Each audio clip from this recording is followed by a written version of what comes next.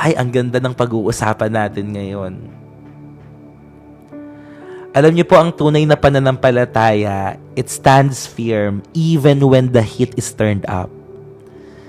Tayo pong mga Kristiyano ay lagi tayong dinadarang sa apoy para po lumitaw ang tunay na ginto sa atin. True faith stands firm even when the heat is turned up. And if you are that one, kung ikaw yung tao na yon na dumadaan ngayon sa apoy, tingnan natin ang ginawa, ang nangyari kila Daniel sa kanyang mga kaibigan, itong kaibigan ni Daniel na ito. So, makakakuha tayo at makakapulot po tayo ng encouragement that even though you are walking on fire ngayong season na ito ng buhay mo, sa apoy ng problema, apoy ng pagsubok, tingnan natin kung paanong tinawid ng Diyos at niligtas ng Diyos ang kanyang mga tapat na anak na sumusunod at nananampalataya sa Kanya. So, dito po sa Daniel chapter 3, si King Nebuchadnezzar po ay gumawa siya ng massive, ibig sabihin sobrang laki, no? Built a massive golden statue, and he commanded everyone to blow down and worship it when the music played. And maybe some of us here, familiar na po tayo dito, 'di ba? Familiar na po tayo dito. Gumawa po ng isang napakalaking statue, massive golden statue itong si King Nebuchadnezzar, at sinabi niya na kapag umihip na ang mga trumpeta o sila po ay nagpatunog na ng mga instrumento, ang lahat ay magpapatira pa at sasamba doon sa golden statue po na iyon. So anyone who refused, kung sino man po ang tatanggi ang utos ng hari, at ang utos ng hari, di ba, hindi po yan mababali. Anyone who refused would be thrown into a blazing furnace. Kung sino man ang hindi sasamba sa golden statue na ito, ay ipapatapon sa napakainit na pugon. So what happened here? Shadrach, Meshach, at Abednego, ito po yung mga kaibigan ni Daniel, nakasama po dito sa exile, dito po sa Babylon. Ang tunay nilang mga pangalan, Hananiah, Mishael, at Azariah. Pero since sila nga po ay bihag ng Babylonian Empire, ng Babylonian group, nabago po ang kanilang pangalan. At sila po ay naging si Shadrach, Meshach, at Abednego. So what happened? Ito yung mga kaibigan ni Daniel. They stood firm. They refused to bow to any idol. Hindi sila sumunod. Hindi sila nagpakumbaba, nag-worship sa golden statue po na ito. Ito na po, Daniel chapter 3, verses 17 to 18. Daniel chapter 3, verses 17 to 18. Hello po, Ate Abby. Good morning po. Sabi dito, the God we serve is able to deliver us. Naniniwala sila na kaya silang iligtas ng Diyos. Naniniwala sila na ang kanilang hindi pagsunod sa hari ay pagsunod nila sa Panginoon, sapagkat hindi kalooban ng Panginoon na sumamba ka sa ibang Diyos-Diyosan. Alam po nila iyon. Alam ni Shadrach, Meshach, at Abednego kung ano ang kanilang pananampalataya, at hindi sila nag-compromise. Ang paniniwala nila, the God we serve is able to deliver us. Naniniwala po ba kayo na ang Diyos na kinikilala at pinaglilingkuran nyo ay kaya kayong iligtas sa problemang kinasasadlakan nyo ngayon? Naniniwala ba kayo na kaya kayong i-deliver ng Diyos na pinaglilingkuran nyo sa sakit at karamdaman na yan? Ito ang paniniwala ni Shadrach, Meshach, at Abednego. The God we serve is able to deliver us. The God we serve is able to deliver you. Ililigtas ka, kaya kang iligtas ng Diyos. Kaya kanyang dalhin sa isang lugar ng pagpapala doon sa promised land. Amen? Yung pinaglilingkuran mo, yung Diyos na kinikilala natin dito, yung Diyos na pinag-aaralan natin sa devotion natin, kaya kanyang iligtas. Amen. Kaya kanyang i-deliver. Kaya kanyang bigyan ng breakthrough. Amen. The God of Abraham, Isaac, and Jacob. Pero alam nyo, iba ang pananampalataya ng magkakaibigang ito. Naniniwala sila na kaya silang iligtas ni Lord. Pero ang kasudlong, anong sabi? But even if He does not, we will not serve your gods. Grabe. But even if He does not save us or deliver us, we will still not serve your gods. Hindi pa rin kami sasamba dyan sa mga Diyos-Diyosan nyo.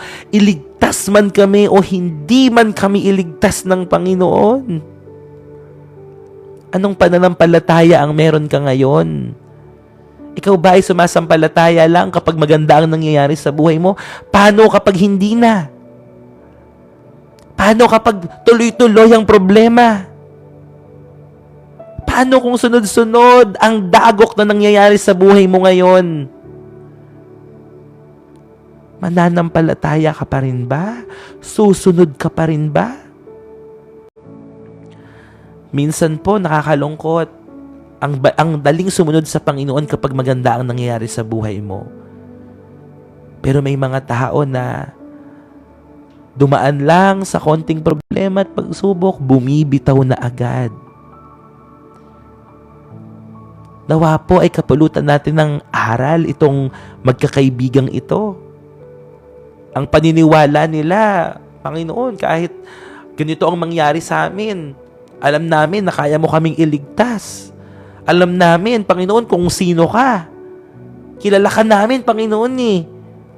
Pero Lord, kahit hindi matanggal ito, kahit hindi mawala ito, kahit kami po ay parusahan, hindi po mag-iiba, Panginoon. Ang katotohanan, ikaw lang ang Diyos na aming sasambahin. Amen po ba, mga kapatid? Huwag kayong magalit sa Diyos. Huwag tayong magtampo sa Panginoon kung hindi niya tinatanggal yan sa buhay mo. Iligtas ka man o hindi ka man iligtas ng Panginoon. Ang buhay naman natin sa mundong to, hanggang dito lang talaga eh.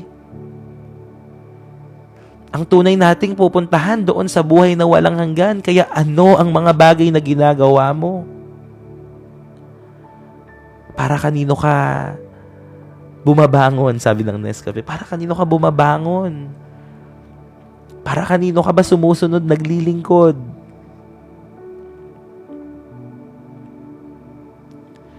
But even if He does not, we will not serve your gods. Their faith was tested literally by fire, yet God did not abandon them. When they were thrown into the fiery furnace, a fourth man appeared. One who looked like a god, one who looked like a son of the gods. At you know what? After nilang papasukin doon sa mainit na pugon, unharmed, they walked out unharmed and unbound. God used their faith to show God's power and glory before all nations. Alam mo kapatid, encouragement lang ngayong araw na to.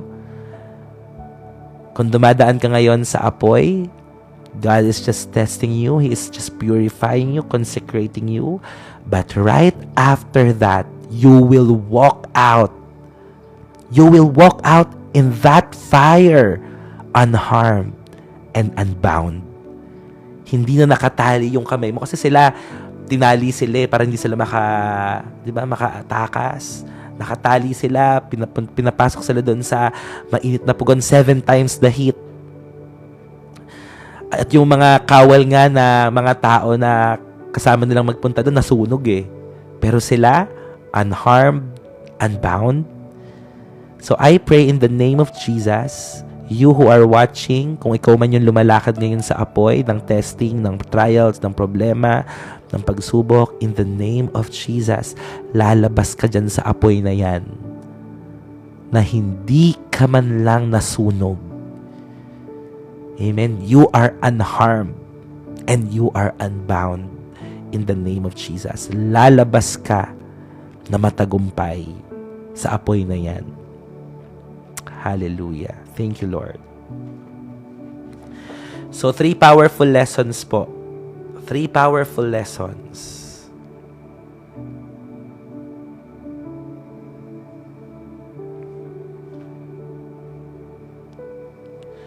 Number 1, faith that stands when everyone else bows. Faith that stands when everyone else bows.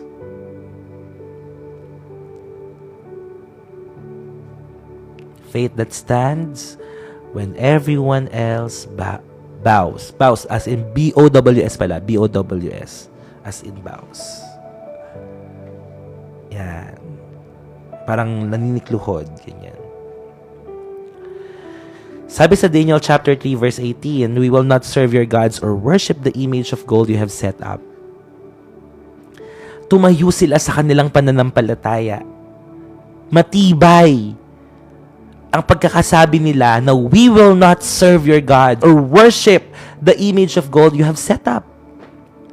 May paninindigan. Tumayo sila sa kung ano ang tama. Faith that stands when everyone else bows. Natakot? Maaaring takot. Sabi ng hari papatapon ko kayo sa fiery furnace kapag di kayo sumamba dito. They are fearless. They are full of faith, brothers and sisters. Alam niyo po kung ano ang antidote sa takot? Pananampalataya. Faith over fear. Faith over fear. Ang panalangin ko sa bawat isang nanonood po ngayon, kung meron mang takot dyan sa isipan mo ngayon, pinapalitan ng Diyos ng pananampalataya. Hallelujah. Pinapalitan ng Diyos ng pananampalataya. You will not focus doon sa sitwasyon mo ngayon, but you will focus more kung ano ang sinasabi ng salita ng Diyos. You will focus on what the Lord has promised through His Bible, through the Word of God.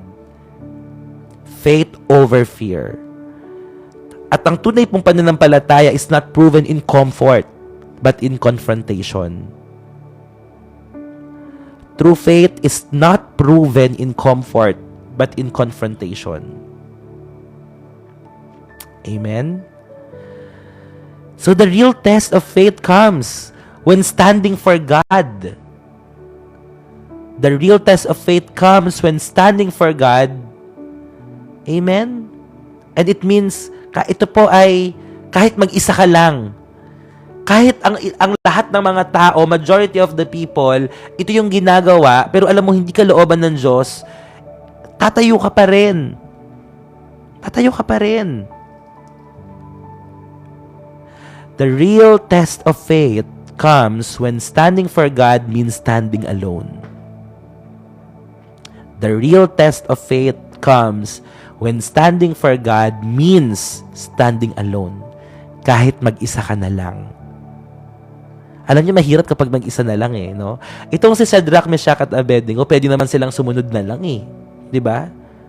Pwede naman silang sumamba na lang. Tapos hihingi na lang sila ng repentance after. Hihingi na lang sila ng tawad sa Diyos. Pero hindi po Tumayo sila. Nanindigan po sila. Hindi kami sasamba dyan sa Diyos-Diyosan nyo. How many of us here you compromise? Kasi ginagawa naman ng iba. And sometimes po, nire-reason out pa natin Diba? Pinagtatanggol pa natin kahit na alam mo ng mali. Kahit na alam mo ng hindi tama, gumagawa ka ng reason. Alam niyo po, I will not pamper you, mga kapatid. Open rebuke is better than secret love. Mas mabuti na pong masaktan kayo ngayon sa katotohanan kesa po magdusa tayo sa eternity eh. No? Mas okay na po na ngayon ayusin na po natin yung buhay po natin. I will not sugarcoat na ang lahat ng mga tao na wala talaga, na hindi sumampalataya kay Jesus, ay nakadestino po talaga sa dagat-dagatang apoy ng impyerno, and that is the reality. That is why we need Jesus. That is why we need Jesus. Siya lang po ang kayang magbago sa sitwasyon mo ngayon. Hindi ko po kayo ipapamper na puro pagpapala, puro, okay, si Lord, mabait. Yes, mabait si Lord. Mabuti siya, hindi nagbabago. But let us also remember that God is a God of justice. He is a just God.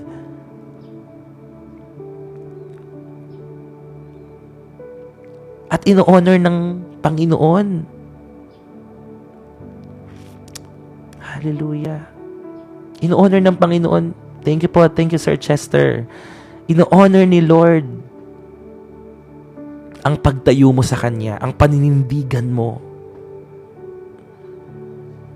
Kaya ka nga siguro nandito ngayon eh.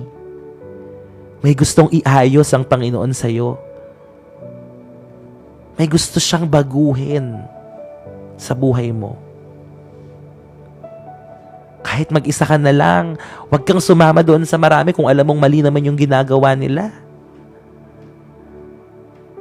Manindigan ka, tumayo ka.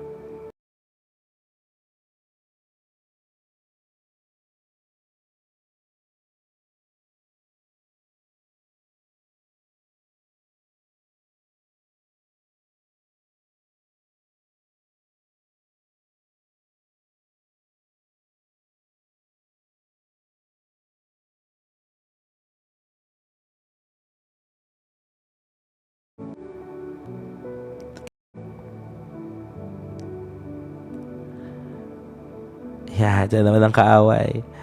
Courage is not the absence of fear. Yan, praise the Lord. Courage is not the absence of fear, it's choosing to stand firm despite it. Yun po ang tunay na katapangan. Hindi naman po mawawala yung mga takot eh. 'Di ba? Hindi mawawala, nandiyan yan. Sino ba dito?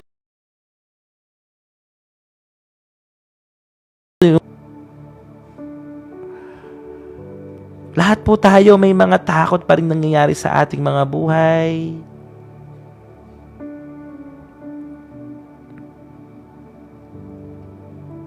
Pero ang Panginoon po ay nandiyan pa rin para po sa atin. At ang tunay po na katapangan, mga kapatid, no, ay ang pagpili nating tumayo sa kabila ng takot. Sa kabila ng takot.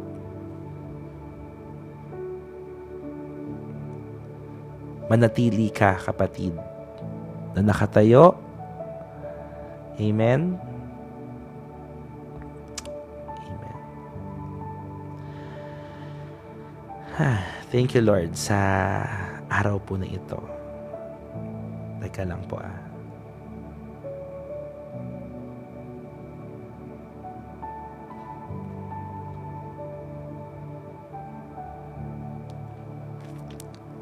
Okay na po ba? Maliwanag na ako sa inyo.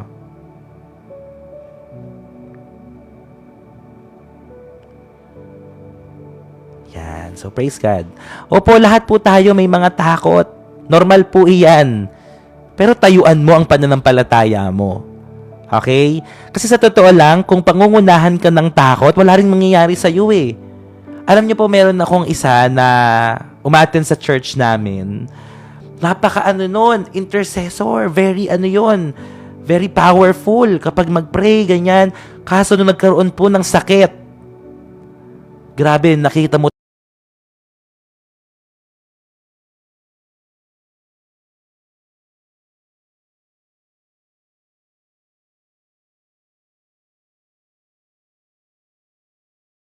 talaga. Teka lang, paano ko ba siya re-replyan?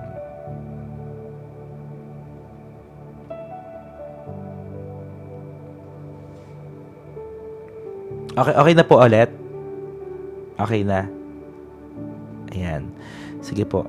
Baka ano po baka tinatawag ako nila pastor kasi may iaabot ata sa akin. Yung mga sa tiga Lapu-Lapu. So sige po, let us moving forward, let us start po. Magpatuloy po pala. Let us continue. Let us start. Let us continue. So ang application po natin, don't bow down to the idols of today. Don't bow down to the idols of today. Huwag kang sasamba sa mga bagay na sinasamba ng mundo. Popularity, money, pride. Tapos, sagutin ko lang kasi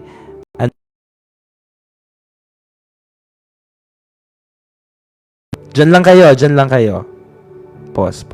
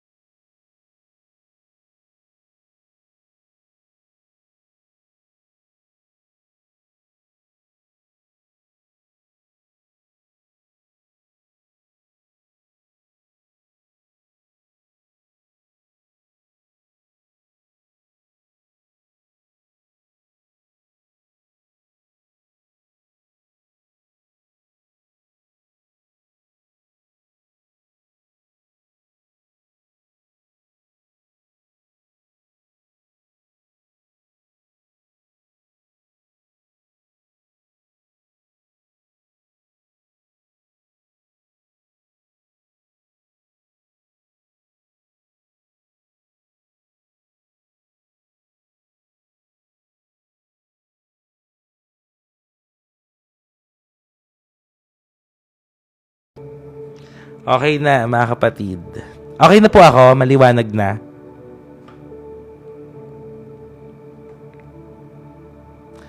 Okay, pasensya na po. Parang may ipapabigay ata sa akin sila, pastor, kaya tumawag. Nasa baba na ata ng ano. Ang gulo pala ng buho ko dito, no? Yan. So, nabawasan tayo ng viewers. I-share ulit natin. Share. Amen? Yan. Minsan po nag-believe din ako kay Buddha. Oh. So, share, repost, mga kapatid.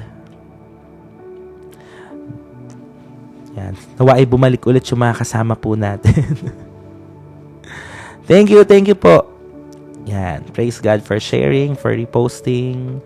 Tapos tap lang po kayo habang nanonood para lumabas po tayo sa algorithm ni TikTok.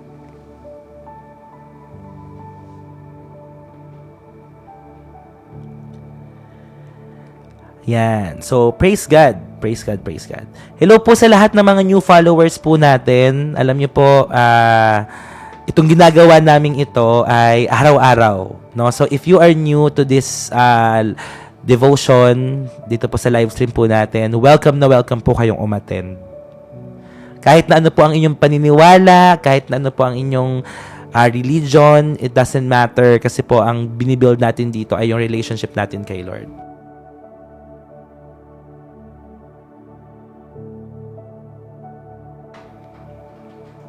Ayan. So, praise God po. Thank you, Ate Gail. No, first time niyo po dito, first time.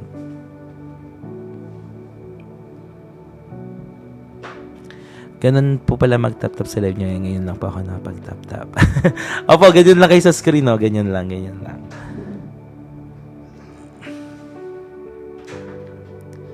Okay, so second point po natin, mga kapatid. Tama ba? Number 2 na tayo, no? Pa-live comment po.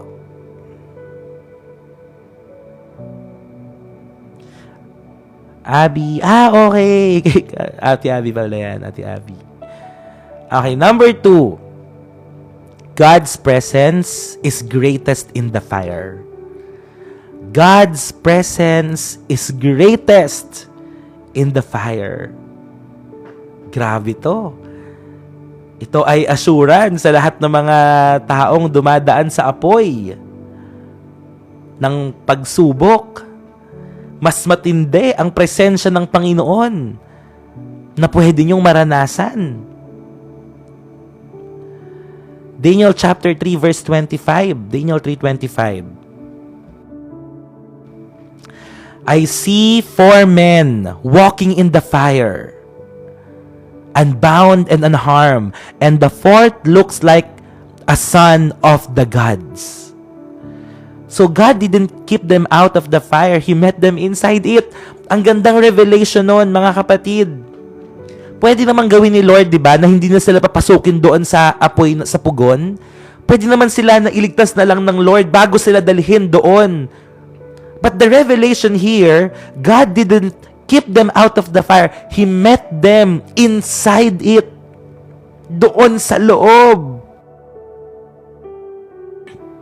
Naintindihan po ba natin yun? Naunawaan ba natin yun?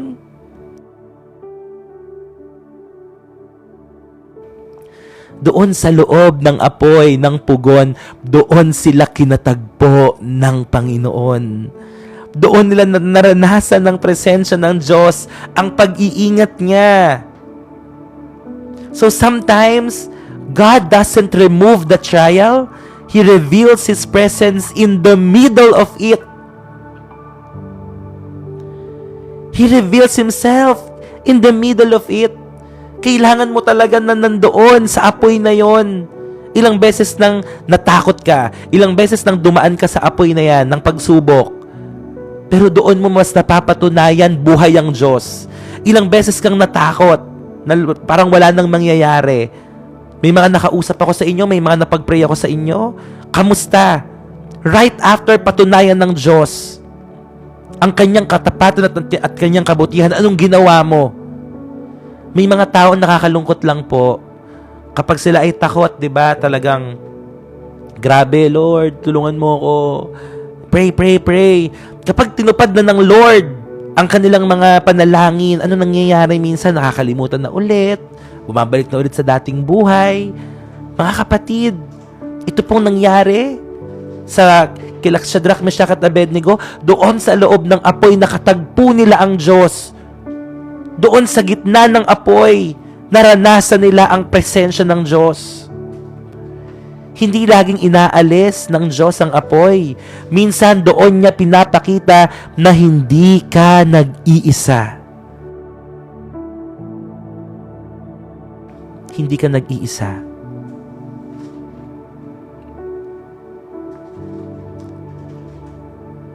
Kahit nasa gitna ka ng apoy, the fire that was meant to destroy you will become the place where God displays His power.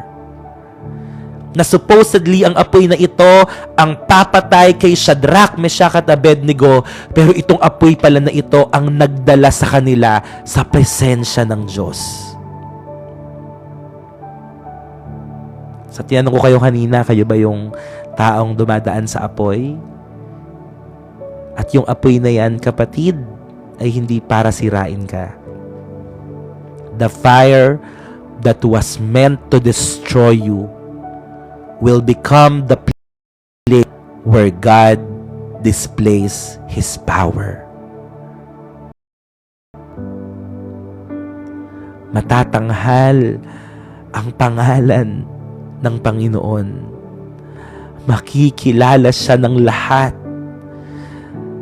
Dahil sa patotoo na gagawin ng Diyos sa buhay mo. Dumaan ka sa matinding pagsubok, dumaan ka sa apoy na yan, itatawid ka ng Diyos. The fire that was meant to destroy you will become the place where God displays His power. Amen. You will come out not burned but purified. You'll come out of that fire not burned but purified. Amen. God is good. God's presence is greatest in the fire. Wow. Revelation yan sa atin, no? Kasi minsan iniisip natin yung apoy na yan ay, di ba, parang nakakasakit. At minsan iniiwasan natin ng apoy. Di ba, kapag tayo po ay may apoy at nadampi ka doon, bigla mo inaalis. Ayaw natin sa apoy.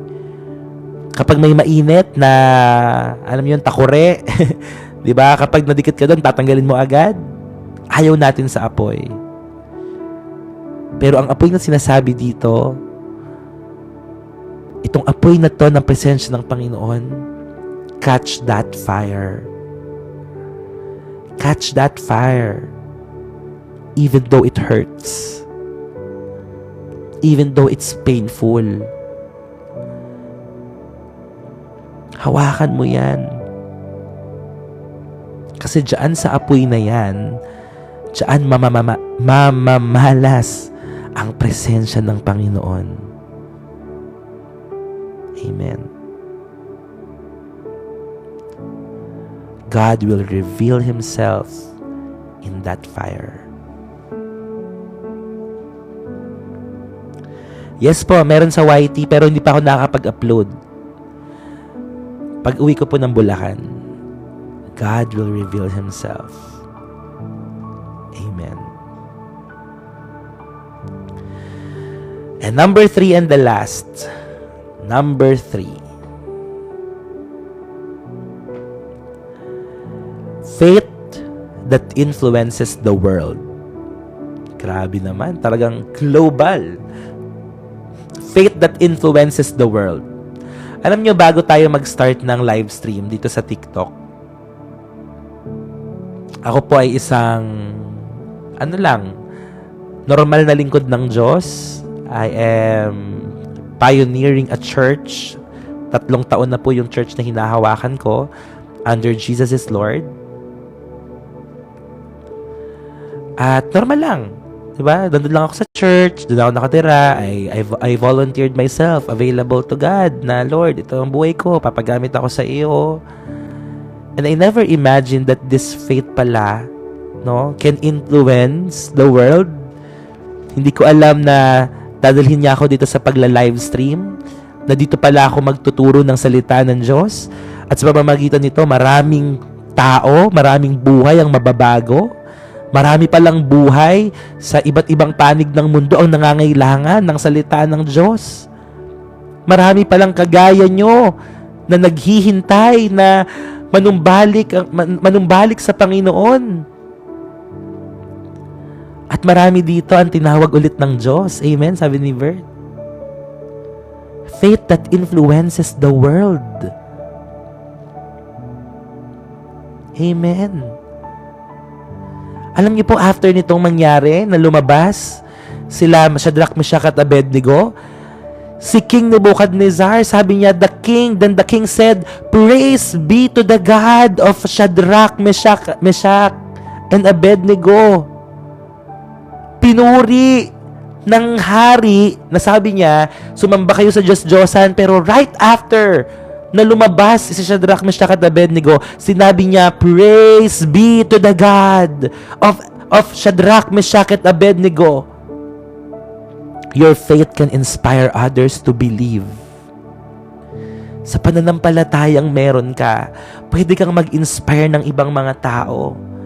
When you stand for God, people notice. Nakikita ng mga tao kung paano ka ginagamit ng Diyos.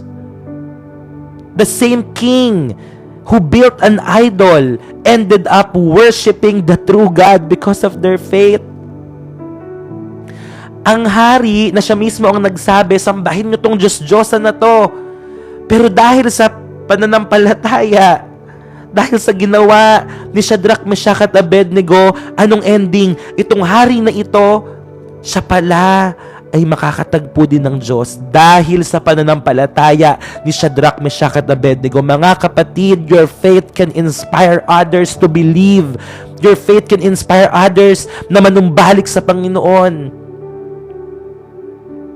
Amen? Yung pananampalatayang meron ka, Hindi mo alam kung ilang tao ang pwedeng maabot. Hindi mo alam kung sinong mga tao ang pwedeng manumbalik. Kahit ang hari po, nakilala niya ang Panginoon. Kahit ang hari, na iba ang kanyang pagtanaw, iba ang kanyang prinsipyo, iba ang Diyos na gusto niyang sambahin, nakatagpo ang Panginoon dahil sa pananampalataya ng tatlong ito. Your testimony in the fire can turn hearts toward God. Ulitin ko yun, ang ganda. Your testimony in the fire can turn hearts toward God. Alam niyo po, isulat niyo lahat ng mga patotoo niyo. Tandaan niyo po lahat ng mga patotoo niyo.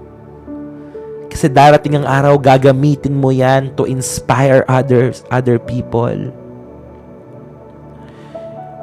Magagamit mo yung patotoo mo na yan kung paano ka niligtas ng Diyos, kung paano kanya pinagaling, kung paano kanya binago, kung paano kanya tinawag. Yung testimony mo na yan, na parang halos sumuko ka na.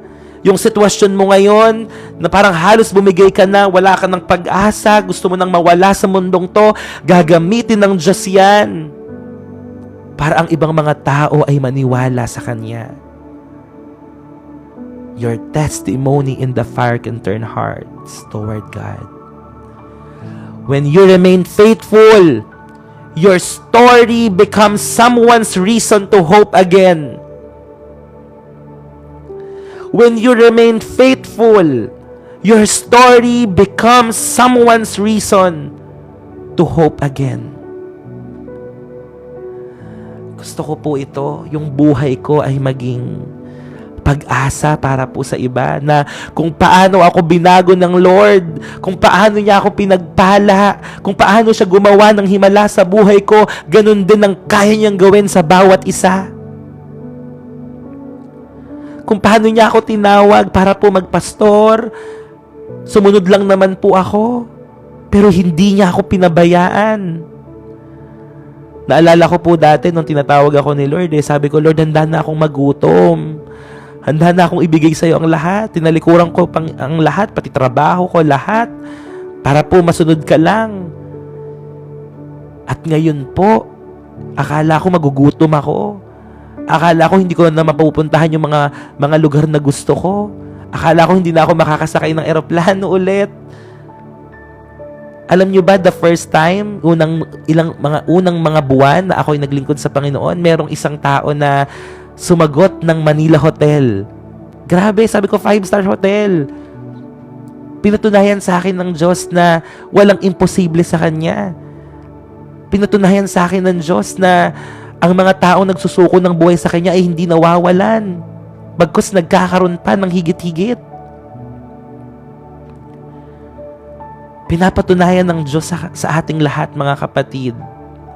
Saglit lang yan. Saglit lang yan. When you remain faithful, your story becomes someone's reason to hope again. Kala mo lang yun, Pastor, but God has something in store for you po. Amen. Hindi tayo nawalan. Grabe yung presence ni Lord. Hindi tayo nawalan. Hindi ka nawalan, kapatid. Nagkaroon ka pa. Amen. Nagkaroon pa po tayo. Kaya, God is good. Napakabuti po ng Diyos. He is our one true God, one true King. God will provide. Yeah, agree. Maakala mong tanalikuran mo na. Diba? Yung maakala mo lang yun eh. Akala mo lang. May napakalaki pang gagawin si Lord. Ako po nararamdaman ko yon sagad sa buto at sa aking espiritu. Na napakalaki ng gagawin niya sa community na to. Malaki ang gagawin niya. Sabi ko nga, Lord, ako po, simple lang ako. Simple lang ako. Wala akong ibang gusto kundi makapaglingkod sa'yo, may bigay sa'yo ang lahat-lahat. Lahat yun. No? Kapag nakita pala ni Lord yung puso mo na suko ka na, kapag nakita pala ni Lord yung puso mo na as in all out ka na sa Kanya, doon niya ibubuhos doon niya ibubuhos lahat. Kaya magtiwala ka lang, kapatid. No? Suko mo lang lahat-lahat sa Panginoon.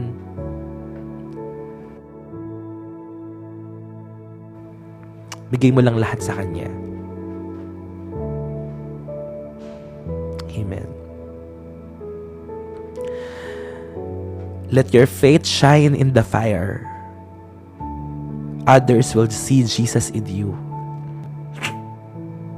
Let your faith shine in the fire. Others will see Jesus in you. Natatawa ako nung time na may nag-chat sa akin dito. Sabi niya, Pastor, bakit parang nakikita ko si Jesus sa'yo? Sabi niya gano'n. Sabi ko, ay, praise God po. I don't know kung ano ba ako or compliment or what. Parang nakikita ko si Jesus sa'yo. Tapos meron ding isa sa church namin na gano'n din. Sabi niya, Pastor, nakikita ko si Jesus sa'yo. Sabi ko, grabe, no? Pwede pala yun na makita ng ibang mga tao si Jesus sa pamamagitan ng buhay natin.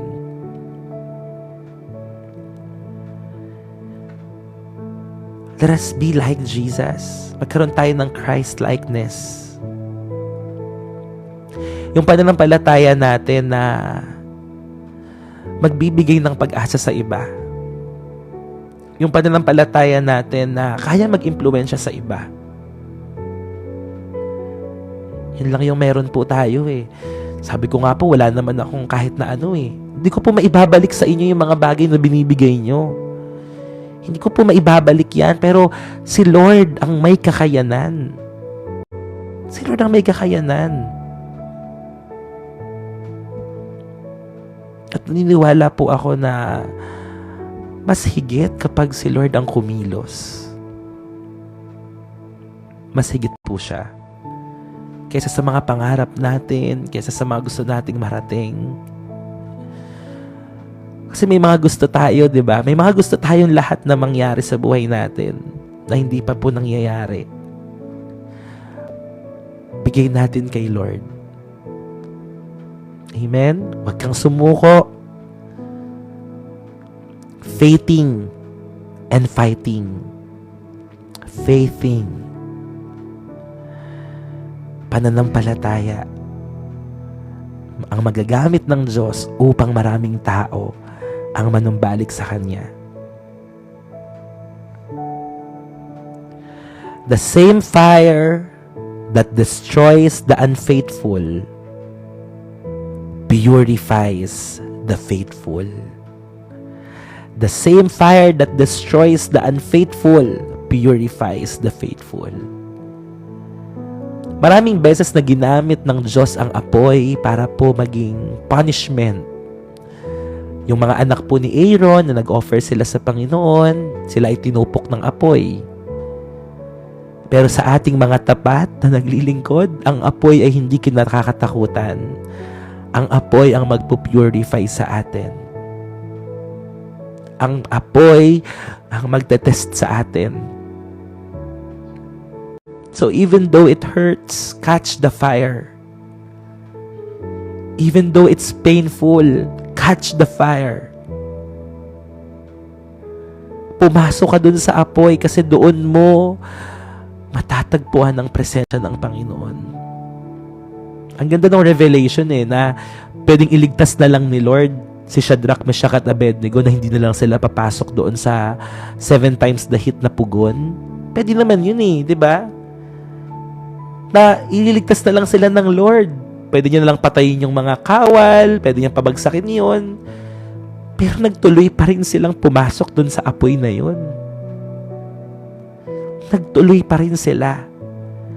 Huwag mong takbuhan, huwag mong takasan yung apoy na yan. Pasukin mo. Amen? And in that fire again, you will encounter the Lord Jesus, His presence. Amen. Tayo po lahat tayo umuko at pumikit. Ang ang presensya ng Panginoon ay nasa ating kalagitnaan. At kilala ka niya. Alam niya ang pinagdadaanan mo. Alam niya kung nasaan kang sitwasyon ngayon.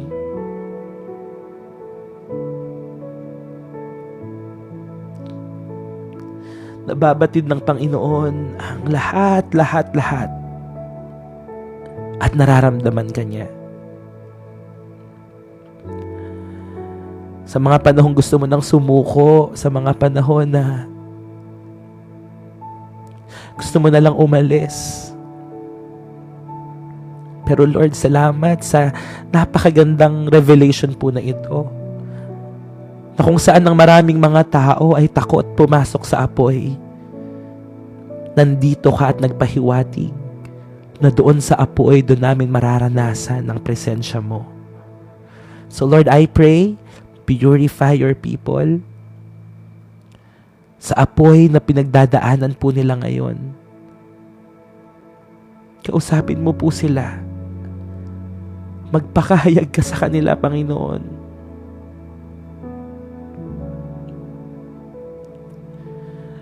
Give us the assurance that you will never leave us nor forsake us. Kahit lumakad kami sa apoy, hindi mo po kami pababayaan at iiwanan, Panginoon.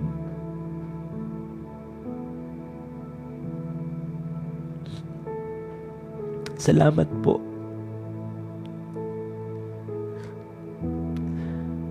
Kahit mag-isa po kami, ilalaban namin ang aming pananampalataya. Kahit mahirap, kahit nakakapagod, ilalaban namin ang pananampalataya namin. Tatayo po kami. Hindi kami sasamba kagaya ng iba sa mga Diyos-Diyosan sa mundong ito. Palakasin mo ang iyong mga anak, Panginoon. Hindi ko po alam kung ilan sa kanila ngayon yung dumadaan sa apoy. But Lord, you are always with us. Your presence will go with us, Lord. Kaya kahit dumaan kami sa apoy, dumaan kami sa ilog, di kami masusunog, hindi kami malulunod. Itatawid mo po ang iyong mga anak hanggang marating po namin ang lupang pangako. The promised land, Lord, that you have promised to us. Sa pangalan ni Jesus, ito lang po yung kaya naming gawin, manalangin at sumampalataya sa iyo. Hindi po namin kayang baguhin ang sitwasyon namin. Hindi namin kayang pagalingin ang karamdaman namin. Pero kumilos ka. Pagpalain mo ang iyong mga anak. Honor their desire. Honor their faith, Lord. Kilala mo po sila, Lord eh. Kilala mo sila. Na kahit po may mga pinagdadaanan, pinipili po nilang magpatuloy at umattend sa ganitong mga gawain. Kaya ano man po, Panginoon. Hallelujah. Ang kalagayan ng kanilang mga puso, alam ko na papayapain mo po kami. We know, Lord, na ang Diyos na pinaglilingkuran namin ang kayang mag-deliver sa amin. Pero kagaya po ng panalangin ni Shadrach, Meshach at Abednego, kahit hindi mo kami iligtas, hindi pa rin po kami sasamba sa mga Diyos-Diyosan. Magtitiwala pa rin po kami sa iyo. Kahit hindi mo po agad ipakita at iparana sa amin yung kasagutan ng aming mga panalangin, nagpapatuloy po kami sa iyo, Panginoon. Kahit hindi pa po nangyayari. Kahit hindi pa po nangyayari, Lord. Nagpapatuloy po kami. Salamat po for strengthening our faith today. Thank you for purifying our hearts, Lord.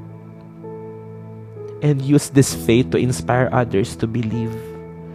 And we declare that no fire, no trial, and no fear can separate us from your love. Thank you. Maraming salamat sa araw po na ito, Panginoon, sa umagang ito na napakalakas po ng presensya at pagkilos mo. We really glorify you. We surrender everything to you. Salamat po, Panginoon, sa mga himalang gagawin mo sa buhay ng bawat isa. Salamat po dahil pinakalma mo ang aming mga puso. Salamat sa iyong pagkilos at pangungusap. Salamat.